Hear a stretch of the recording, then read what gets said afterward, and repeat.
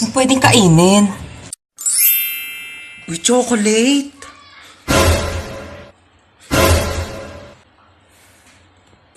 Ginagawa mo dyan? Iinom lang po ng tubig. Apo. Humanda ka sa akin chocolate ka, kakainin na kita bago ka pa kainin ng mga kapatid ko. Dito ka muna ha, mamamalengke muna ako sa labas. Ulam natin mamaya ha. Sige po ma.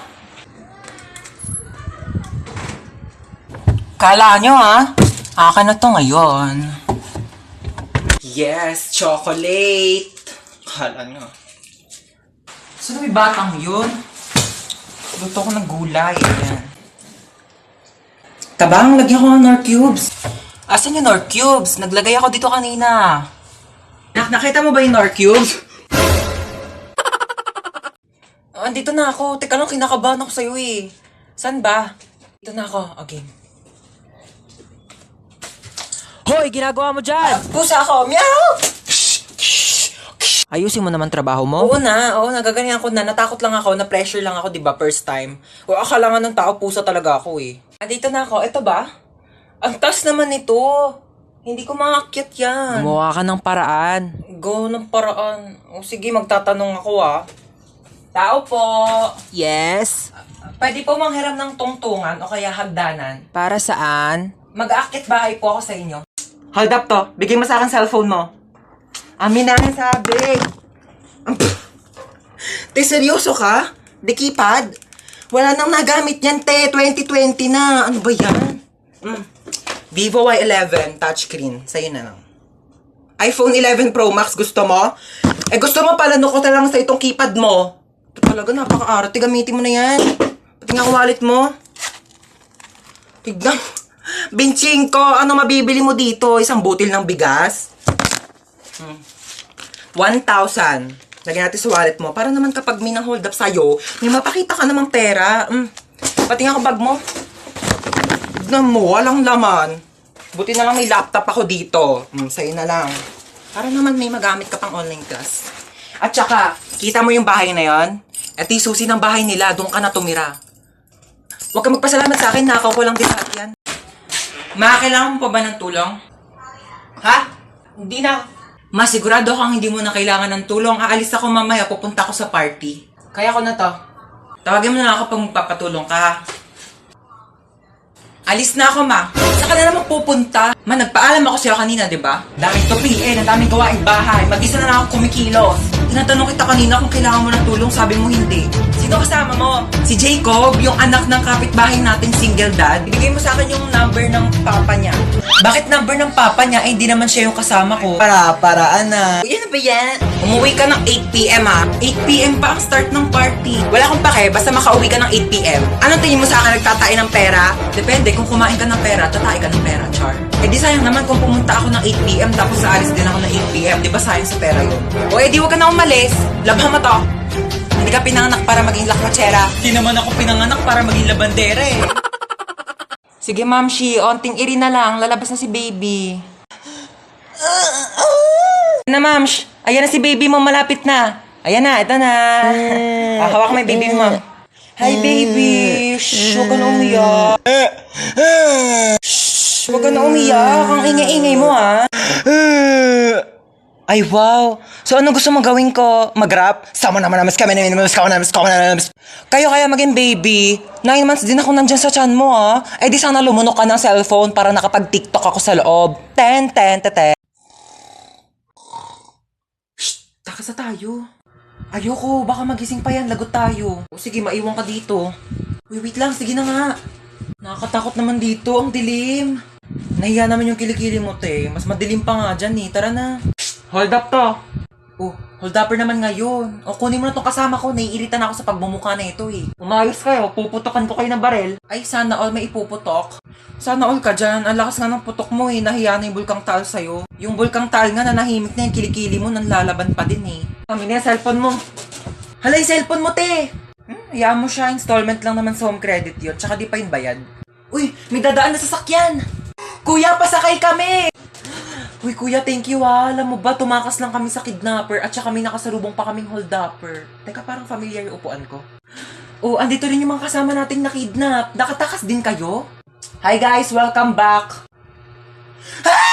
Hoy, mamamalengke ako. Bantayan mo tong kapatid mo ah.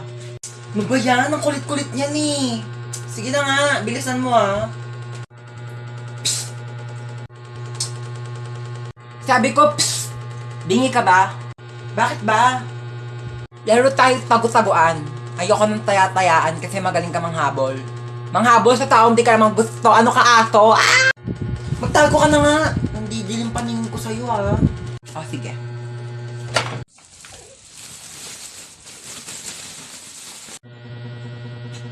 Tao po. Ano po yon? Kunin ko lang yung basura nyo. Ah, sige po. Eto po, medyo mabigat. Ang bigat nga. Salamat. Kuya. Eto sukli mo, be. Thank you po. Hala, sobra ng piso yung sukli. Ibalik mo na yung sobrang piso sa tindera. Naku, wag mo nang ibalik yan. Piso na lang naman na yan. Ibabalik mo pa. Alam mo, kahit piso lang yan, malaking bagay na yan sa tindera. Kaya ibalik mo na. Alam mo, kahit saan ka pumunta, may mapupulot kang piso sa daan. Tsaka wag kang magmalinis. Kala mo naman hindi ka kumupit ng piso sa nanay mo pag tulog. Okay lang, at least piso lang yung kinupit ko. Ikaw nga nagnakaw ka ng 1,000,000 sa bangko para mabili mo si Dua Lipa. Tapos yung dumating sa'yo, si Berta ng Pepito Manaloto. Shh! Manahimik na kayong dalawa. Nakapag-desisyon na ako. O ano, ibabalik mo na ba yung piso sa tindera? Hindi niya na yan ibabalik. Piso lang naman yan eh. Tao po, ate. Ay, ba't bumalik ka? Te, kulang pa po ng 1,000 yung sinukli nyo. Ay, hello po, welcome po sa repair shop. Ano po sira niyang cellphone nyo? Naglolo ko yung messenger. Patingin nga po ako ng cellphone nyo. Parang wala naman po akong nakikitang problema dito sa messenger nyo. Parang ikaw po yung may problema. Ayaw kaya nilang ka-chat? Tagal mo break time, nagugutom na ako. Hello po, ano po sira ng cellphone nyo? Pinakailaman ng anak nyo, naging Korean yung language. Hindi nyo alam kung paano ibalik. Anong brand nito? Oppo. Oppa na siya ngayon. Ito lang yan, madam. Ayan pindutin mo yung settings, tapos hanapin mo yung airplane mode. Pag nakita mo na yung airplane, pindutin mo yan, sakyan nyo yan, lumipad kayo papuntang Korea. Doon kayo magpaturo. Di ako Korean. Isa pa. Ay, anong sira na cellphone mo? Naghahang. Nako, madali lang yan. Pindutin mo lang itong lower volume tsaka power button. Ayan, pag namatay na siya, ipalibing mo na condolence. Opo, kayo po yung bumili ng phone dito kahapon. Buong araw na may tumatawag na unknown number. Naku, baka yan yung may-ari ng cellphone na yan. Palitan mo na SIM card yan. Nagbebenta kami ng Globe Smart. Ma! Hey! Diyos kong bata ka, nakita ko sa'yo eh. Ano na naman ba yun? Meron ako nakita. Tignan mo, 3:00 na ng madaling araw. Bakit gising ka pa? Meron doon ano. Sinasabi ko sa'yo, bata ka ha, puyat ka ng puyat. Bala ka nga. Sarado mo yung pinto. Asan yung anak ko? Wala na, nakalis na siya. Sinabihan ka niya kanina pero di ka nakikinig. Ano nang gagawin mo ngayon? Alam mo na.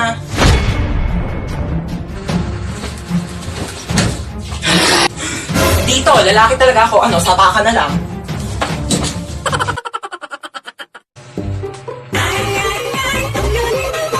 Hello, ma. Hello, nak.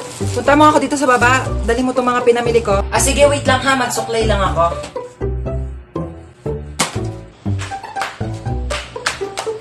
Batang to talaga. Ano? Maghihintay pa ako ng 1 buong araw sa labas para magpuntahan mo ako? Sabi ko, magsusuklay lang ako. Alam mo, kasi nagdadahilan ka, maghugas lang ng plato. Sige, ako nang gagawa niya. Hubarin ko lang tong headband ko. Pati paghugas ng plato, hindi nyo kayang gawin. Paano pa kaya pag namatay ako? Sabi ko, hubarin ko lang headband ko eh. Alam mo, para may magawa ka, punasan mo yung bintana sa labas. O sige, ako magpupunas ng bintana.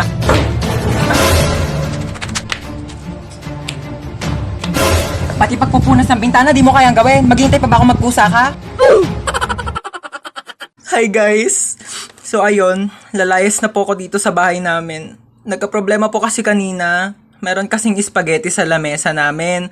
Pinaiwan lang pala yun ng kapitbahay namin. Tapos, nung babalikan na nung may-ari, wala na doon yung spaghetti sa lamesa. Tapos ako yung sinisisi nila, kinain ko daw yung spaghetti. Sabi ko, bakit ko kakainin yung spaghetti na yun? Hindi naman ako mahilig doon. Ano nangyari dyan sa pasyente? Naputulan ng paa? O sige, pasok niyo agad sa emergency room. Operahan na natin yan agad, ha?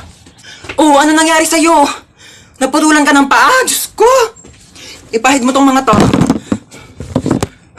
Inumin mo tong pinakulong oregano. Oh, inumin mo tong efficacent oil. Ay, ipahid mo lang pala yan. Dahon. Dahon. Ay, ipis! Ay, walang jowa. Grabe ka. Ikaw nga, kung makalipad ka, feeling mo butterfly ka, ipis ka lang naman. At least nakakalipad. Gusto mo dalhin pa kita sa ere kung saan ka iniwan ng ex mo eh. Ikaw nga, wala kang bahay eh. Sa Imburnal ka lang nakatira. Yeah. Okay lang, at least maraming bahay. Gusto mo dyan na rin ako tumira sa bunganga mo. Total, amoy Imburnal din naman yan. Ikaw nga, lakas-lakas mo manghabol porket may pakpak ka. Kala mo naman, ang laki-laki mo. Okay, ako na malakas manghabol. Ikaw, ang lakas ng putok mo. Ano ka, shotgun? Bang, bang, bang! Ikaw nga, hindi ka naliligo eh kasi takot ka sa tubig. Oo, hindi ako naliligo kasi takot ako sa tubig. Takot ako sa'yo kasi tubig ka, wala kang lasa, kaya hindi ka crush ng crush mo. Grabe ka na! Akala mo ah. Akala mo din! Aray! Ba't naman nananakit? Oo, alam kong kidnap to, kaya nga sumama ako kasi ayoko na sa bahay. Ay! Oh my gosh, bestie, nakidnap ka din? Oh my God! Lo, bakit nandito ka? Kinidnap nyo rin to? Anong makukuha nyo dyan? Eh, wala namang utak yan. Lo, kala mo siya may atay eh. Inenta mo na nga yung atay mo para makapunta ka sa concert ni Billie Eilish eh. Tapos na nandun ka na, sabi mo, Billy Crawford, I love you! Ano ka, nasa Showtime? Bakit nandyan yung crush ko? Kinidnap nyo rin yan? Anong makukuha nyo dyan? Eh, wala namang puso yan. Hindi yan marunong mag-crush ba? Shh! Huwag nga kayong maingay. Ala, hindi ko pala nadala yung tupis ko. Baka magpa-pool party. Lo, di ka kasama. Mangingitim yung tubig sa dami ng libag mo. Mag-business na lang tayo doon. Magbenta tayo ng liver aid para healthy yung mga atay bago ibenta ng mga sindikato. Manahimik na kayo kung gusto niyo pang mabuhay. Naku kuya, mamamatay na rin ako sa lakas ng putok ng katabi ko. Magpabango ka nga.